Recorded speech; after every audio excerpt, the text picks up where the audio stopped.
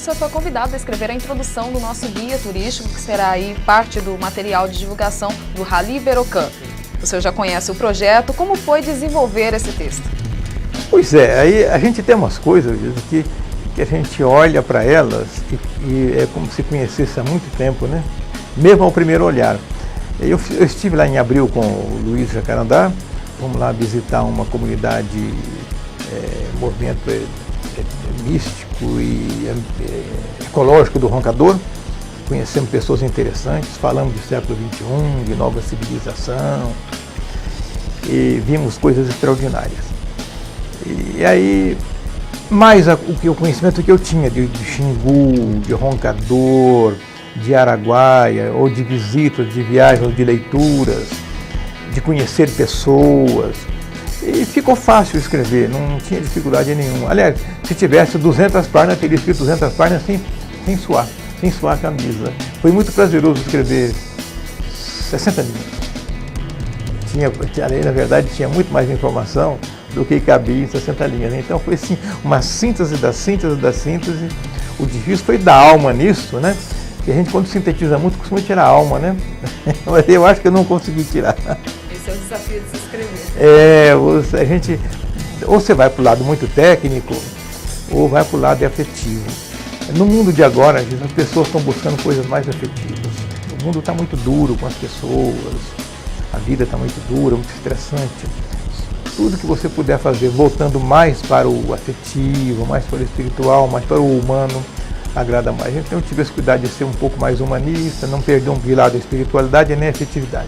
E também de contar a história, porque as regiões da trilha que envolvem a trilha do Rally Iberocam acabou contando um pouco também da história de desenvolvimento do estado de Mato Grosso. O rally é uma grande sacada, né, porque ele associa o esporte, que é uma coisa moderna, e o rally é uma coisa muito moderna, é uma aventura de pessoas urbanas que querem resgatar um tipo de raiz que ficou lá atrás, por 50, 60 anos que o Brasil se urbanizou. E ao mesmo tempo você está lidando com alta tecnologia de carros extremamente modernos, em rotas históricas, antiquíssimas e algumas espiritualizadas, né, místicas, como o Roncador. Então o rally, ele mexe com a história, principalmente com a história, mas ele mexe também com o futuro, nessa questão mística, nessa questão cultural, de comunidades antiquíssimas, de pontos turísticos extraordinários, que o Brasil do litoral desconhece e que nós mesmos estamos aqui não conhecemos, porque aqui tudo é muito grande, ninguém conhece tudo de tudo, né? Esse estado nosso, esse Araguaia é muito grande, é muito comprido, né? No caso específico do Rally Iberocam, ainda tem o mote da preservação da região do Araguaia. Então o que o senhor pensa sobre isso também? É necessário? Como é que anda a preservação e essa visão ecológica das populações mato-grossenses e de um modo geral? O Araguaia não sofreu tanta ocupação como sofreu o Médio Norte, como sofreu o Nortão, o Noroeste, o Sul do estado. O agronegócio ficou com muita sede. E ali não, ali foi só na região de Canarana, Água Boa, Gaúcha do Norte, fundamentalmente ali, Nova Serra Dourada, mas não estragou a região.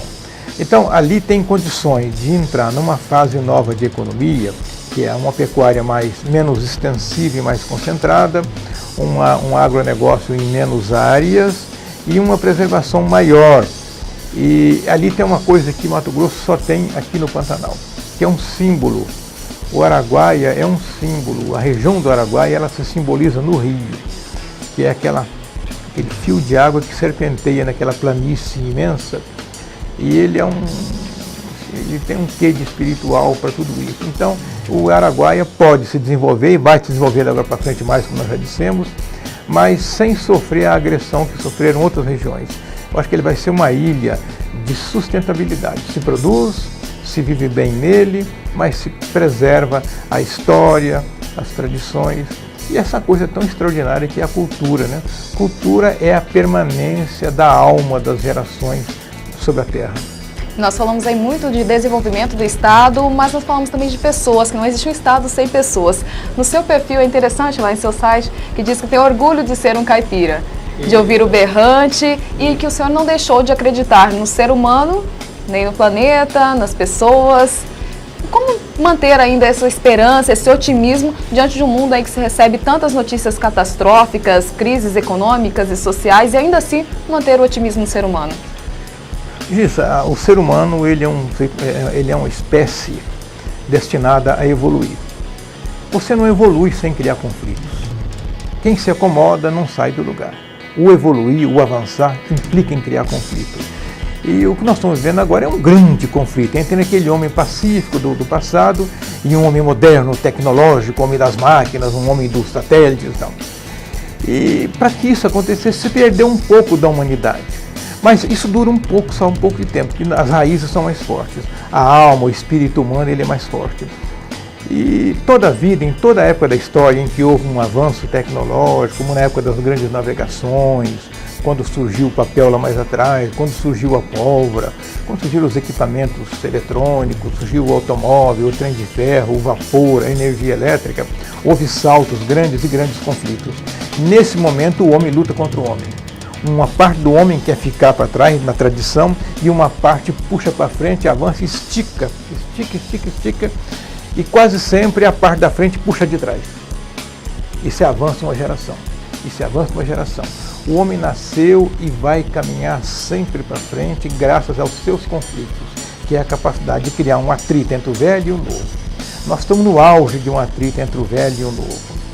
E como eu sei, a história mostra que o novo vai vencer o velho, eu acho que, e o velho traz junto o componente humano, o espírito, a alma, a tradição, a cultura, eu tenho perfeita convicção de que por mais tecnológico venha a ser o mundo antigo, um bolinho de fubá não vai deixar de fazer um estrago aqui no nariz e nas nossas lembranças, né? Essas coisas antigas, um docinho, um pão de queijo, um cheiro de café, por mais Coca-Cola que se tome, um cheiro de café é inigualável. Então o conflito da alma humana acaba se resolvendo.